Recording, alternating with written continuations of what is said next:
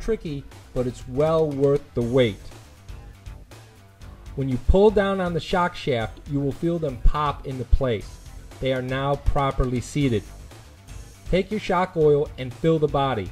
Slowly move the shock back and forth. What you're doing is trying to get all the ear bubbles out of the shock itself.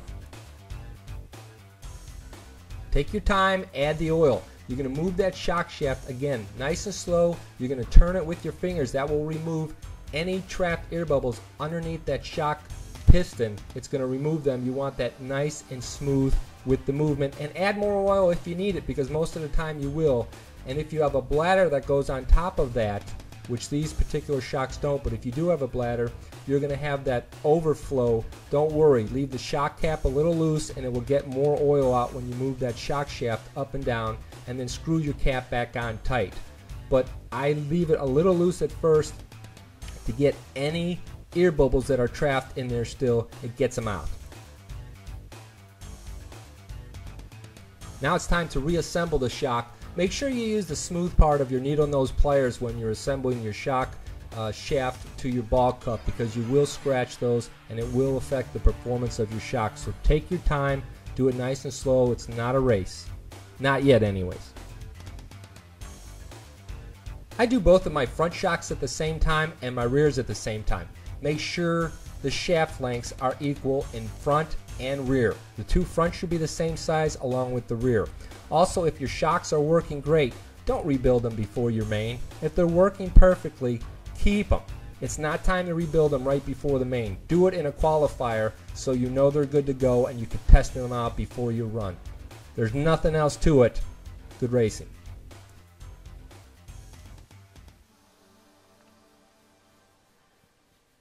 As good as new. When we return, highlights from the 2009 No Limit RC World Finals. See you in the winner's circle.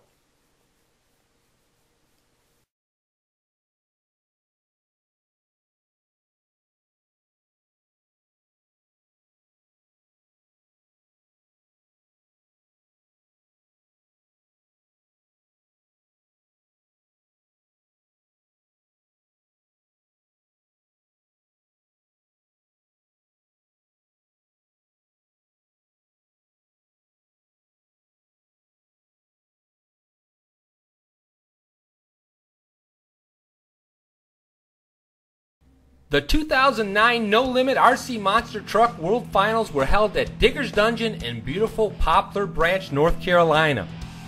Digger's Dungeon is owned by famed monster truck driver Dennis Anderson, who just so happens to have the largest monster truck manufacturing facility on the planet. Racers were free to tour the inner workings and see just how these amazing trucks are made. 22 monster trucks call Digger's Dungeon home. Fans will recognize Dennis Anderson, owner and driver of Gravedigger. Hey, I'm Dennis Anderson, driver and creator of Gravedigger Monster Truck for 28 years. We're holding the Monster Truck RC Finals right here on my property right now. You're watching us live at RCTV right here, man. It happens every year. It's going to keep going. This is our 4th year. Got a 5th year anniversary coming up. It's awesome, it's big, and it's bad. Sponsored by HPI Racing, and with over $15,000 in cash and prizes at stake, drivers came from around the globe to compete. There were a staggering 384 monster trucks and another 84 1/5 scales. The monster trucks were as eclectic as the drivers were. They came in all shapes and sizes. 5 T's, 5 B's, Savages, T-Savages, Wheelie Kings. There were so many beautiful trucks to look at, I was getting cross-eyed. I didn't know where to look. I've never seen so many monster trucks in one place in my entire life. Here. What about Virginia? Crazy. How many Virginia guys got here? Oh, look at this one. Wow, there's more Virginia Jimmy. than there is North Carolinians, huh?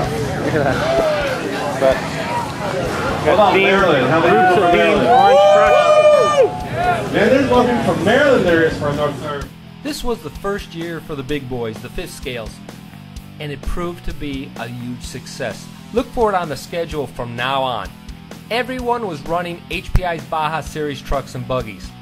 The racing was intense and the track was the perfect size for these giant fire-breathing beasts. They also kept the turn marshals very busy.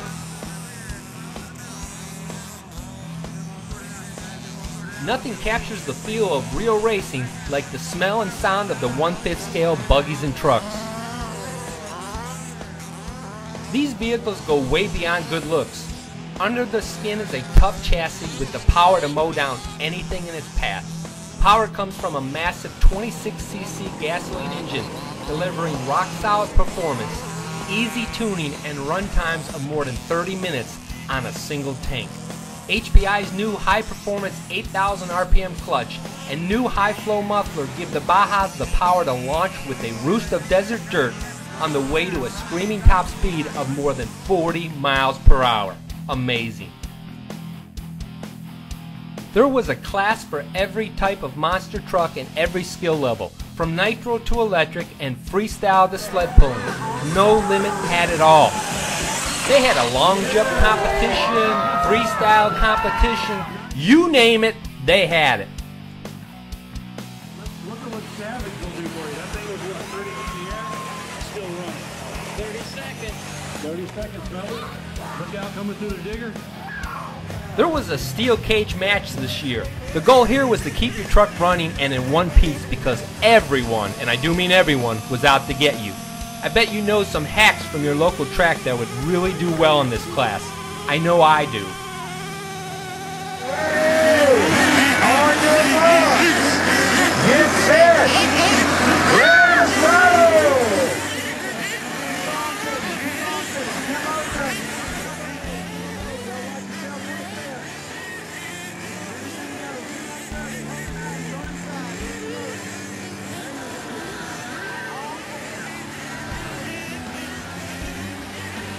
There was complete carnage on the track, and you were taking your own life into your hand while you were walking around trying to pick up your truck. Man, that is crazy.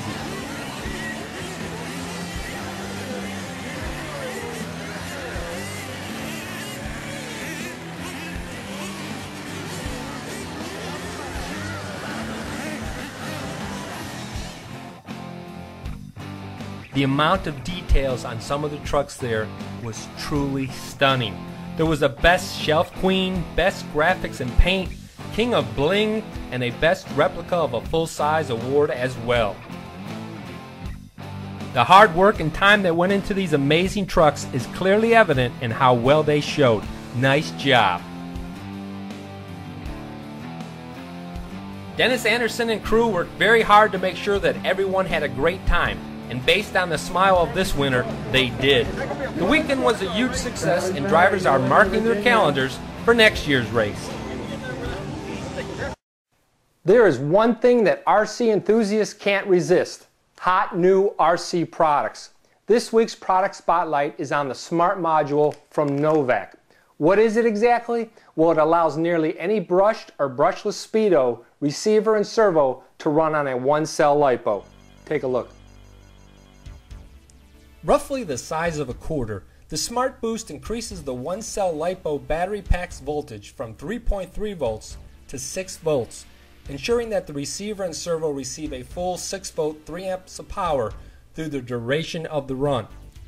It's easy to install. Just solder the red and black wires to the corresponding positive and negative posts on your speed control. That's it. Then simply plug it into your receiver. Very easy to do, and you're going to use your on and off switch that comes on the Smart Boost, not on your speed control. That's your new on and off switch. That's it, there's nothing else to it.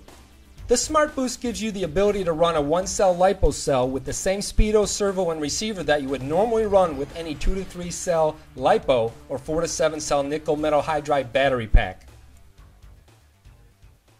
Monster truck drivers, that is one event you won't want to miss. For more information on anything that you've seen today, visit www.rctvlive.com. I'm going to leave you with the sights and sounds of the 2009 Snowbirds. For all of us here at RCTV Live, I am Jeff Maturo. See you next time.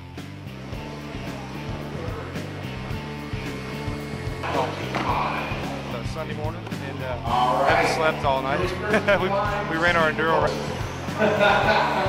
Oh yeah, that's a collection.